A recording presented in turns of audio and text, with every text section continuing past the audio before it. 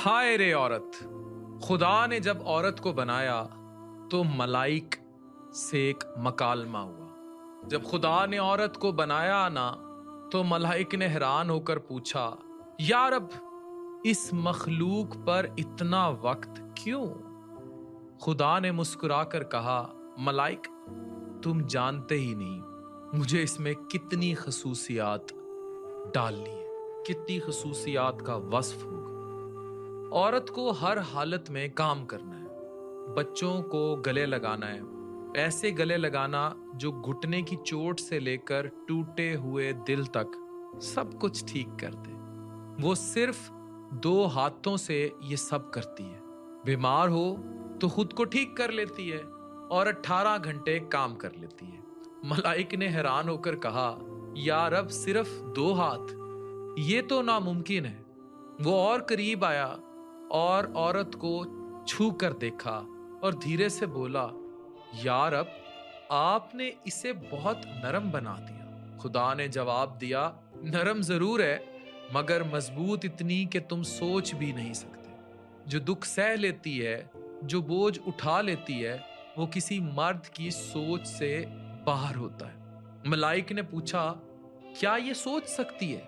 خدا نے کہا، صرف سوچتی ہی نہیں، اپنی رائے بھی رکھتی ہے، بات بھی کرتی ہے، اور جب ضرورت ہو سچ بھی بولتی ہے۔ ملائک نے اس کے گال چھوئے اور دھیرے سے کہا، یا رب یہ تو ٹپک رہا ہے، آپ نے بہت زیادہ بوجھ ڈال دیا۔ خدا نے پھر تصحیح کی، یہ بوجھ نہیں، یہ آنسو ہے، اس کا غم، اس کے شکوے، اس کی تنہائی، اس کی خاموش تکلیف اور اس فخر کا اظہار جسے وہ کبھی زباں پر نہیں لاتی۔ ملائک چپ ہو گیا، اس کی آنکھوں میں اثر تھا۔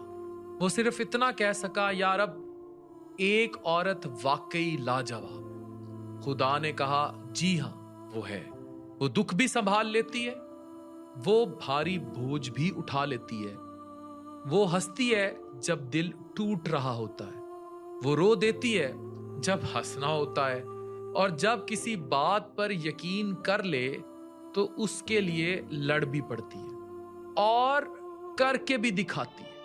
اس کی محبت بنا شرط لازوال ہوتی ہے۔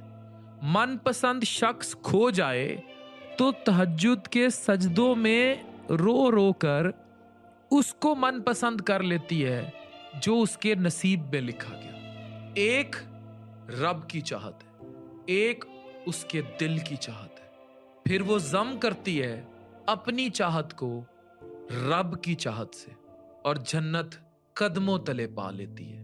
وہ زندگی کو جینا جانتی ہے۔ تو پھر ملائک نے پوچھا کہ کیا یہ تمام مخلوقات میں پرفیکٹ نہیں ہے؟ جواب تھا، نہیں، اس میں ایک کمی ہے۔ یہ اکثر بھول جاتی ہے کہ اس کی اپنی اہمیت کیا ہے، اور یہ سب سے دردناک بات ہے کہ جو عورت سب سنبھال لیتی ہے وہ اکثر اپنی اصل قیمت بھول جاتی ہے۔ عورت خدا کی وہ تخلیق ہے جو نرم بھی ہے، مضبوط بھی، اور بے پناہ محبت رکھنے والی بھی، لیکن سب سے زیادہ ضرورت اس بات کی ہے کہ وہ خود کو یاد رکھے کہ وہ خود کتنی قیمتی ہے۔